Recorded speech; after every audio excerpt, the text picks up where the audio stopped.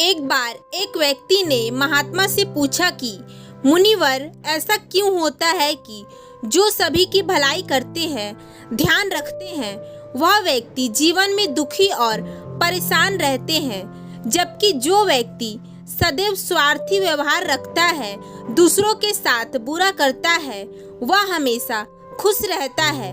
ऐसा क्यों? क्या दूसरे की बुराई करने में ही समझदारी है? यह प्रश्न सुन महात्मा मुस्कुराकर कहते हैं कि यह आप सभी की अज्ञानता भरी सोच है कि बुराई करने वाला व्यक्ति सुखी है, जबकि सच तो यह है कि यह लोग जीवन की सच्चाई से दूर हैं। वह अज्ञानता से भरे हुए हैं, जिसके कारण वह सत्य नहीं देख पाते और जिसकी वजह से बस बुरे कर्म करते हैं, और फिर जब उसे बुरे कर्म का घड़ा भर जाता है तो वह एकदम टूट जाता है और सब कुछ उनके समक्ष आ जाता है। जो सुख अच्छा कर्म करने में है, भलाई में है, वह बुराई में नहीं। जब आप किसी के अच्छा करते हैं तो आपको भीतर से जो खुशी होती है, वह आपके जीवन में आनंद भरता है। आपको एक कहानी सुनाती हूँ। एक बार एक नगर में दूसरे राज्य का एक व्यक्ति चोरी करते हुए पकड़ा जाता है।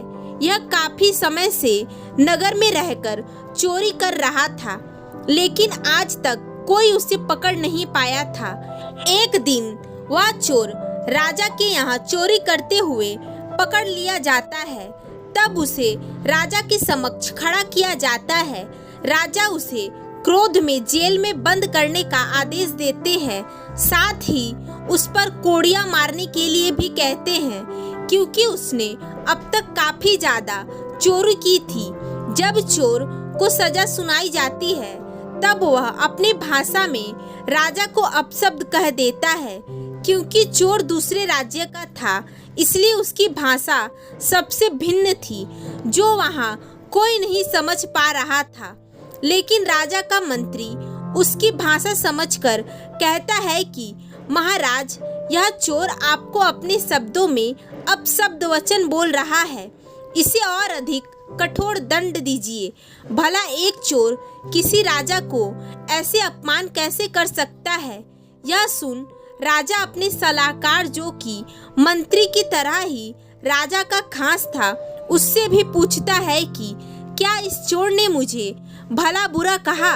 यह सुन सलाहकार कहता है कि नहीं महाराज, मैंने उसके मुख से ऐसा कुछ नहीं सुना, बल्कि वह तो आपकी बड़ाई कर रहा था कि आप इतने विनम्र हैं कि व्यक्ति को उसकी भूल के लिए क्षमा कर देते हैं। यह सुन राजा का मंत्री कहता है कि नहीं महाराज, यह सलाहकार झूठ बोले जा रहा है, चोर को बचा रहा है। यह आपका विश्वासी बनता है और अभी आपके विरुद्ध बोले जाने वाले व्यक्ति को बचा रहा है। दोनों तरफ से बात सुनने के बाद राजा चोर के समक्ष जा कहते हैं कि तुमने जो कुछ भी कहा है उसे पुनः दोहराओ, लेकिन अपनी भाषा में नहीं, बल्कि उसमें जो यहाँ बोली जाती है। यदि तुम झूठ कहे तो तुम्हें इससे भी बड़ा और कठोर दंड दिया जाएगा। यह सुन चोर घबरा जाता है और कहता है कि क्षमा करें महाराज, यह सत्य है कि मैंने आपको अपनी भाषा में अपशब्द कहा था, क्योंकि आपने मुझे चोरी करने के कारण इतना दंड देने को कहा। यह सुन मंत्री राजा के पास जा कहता है कि देखिए महाराज, मैंने सत्य कहा था, सलाहकार आपके विरुद्ध बोल रहा था। यदि यह विश्वासी होता तो सत्य कहता है। आपको न केवल इस चोर को बल्कि सलाहकार के झूठ के लिए भी दंड देना चाहिए। यह सुन राजा कहते हैं कि नहीं, यह दंड के नहीं बल्कि सम्मान के पात्र है। यह सुन मंत्री आश्चर्यचकित होकर कहता है कि यह आप क्या कह रहे हैं महाराज? तब राजा कहते हैं कि यह सत्य है कि सलाहकार ने झूठ बोला, सत्य छुपाया, लेकिन उसके पीछे की मनसा अच्छी थी। उसने भलाई करने के उद्देश्य से झूठ कहा, माना, और ऐसा उसने उसे बचाने के मन से किया था, क्योंकि उसने मानव धर्म को सर्वोपरि रखा और राजधर्म को पीछे। फिर मैं ऐसे कैसे उसे दंड दे दूं?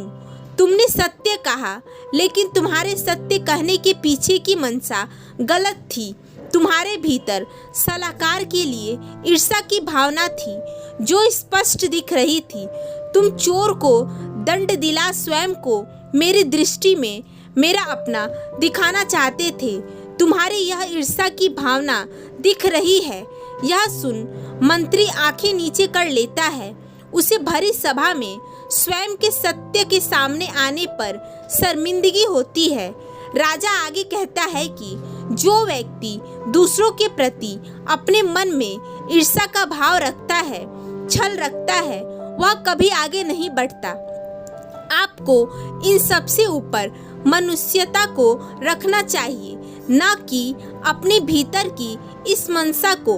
तब राजा चोर की सजा कुछ कम कर देते हैं। कहानी के अंत में महात्मा कहते हैं कि इस कहानी की तरह हमारे जीवन में भी होता है कि जो व्यक्ति दूसरों के साथ बुरा करता है, उनकी बुराई सोचता है, उनके लिए ईर्ष्या का भाव मन में रखता है, वह व्यक्ति जीवन में कभी स्वयं खुश नहीं हो सकता।